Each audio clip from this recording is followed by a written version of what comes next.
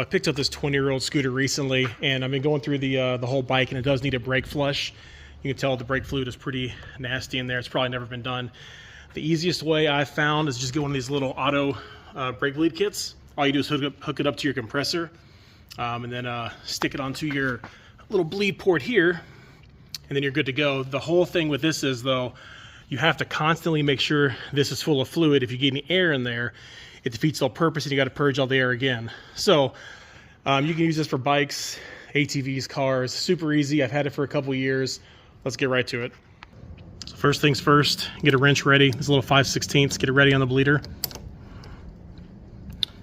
Then you're going to attach a little connection right on top here. Now we're going to plug this thing in and get ready. So how this works is once you connect it and crack that bleeder, you will have the handle pull back, and it creates a constant vacuum. So it's constantly sucking that fluid from the top to the bottom. So that's why you have to make sure the reservoir is topped off. So how this works is you create a constant vacuum that's sucking down on the caliper. So like I said, keep this completely full the whole time, crack the bleeder, and then you'll start to see this fluid level go down. So let's get to it. Bleeder's cracked.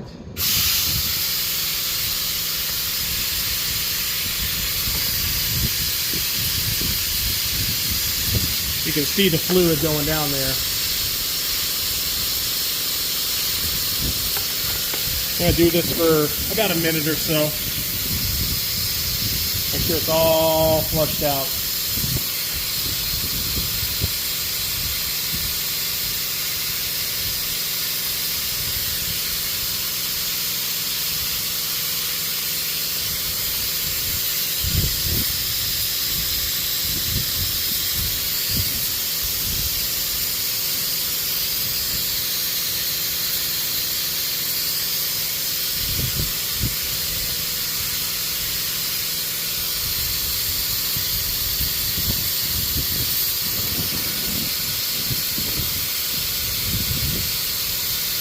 All right, the fluid's looking nice and clear coming through my bottom hose there. So it should be about done.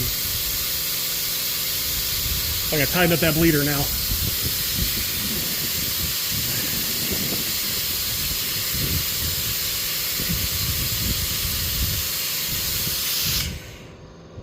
Bleeder's tight, pop that off.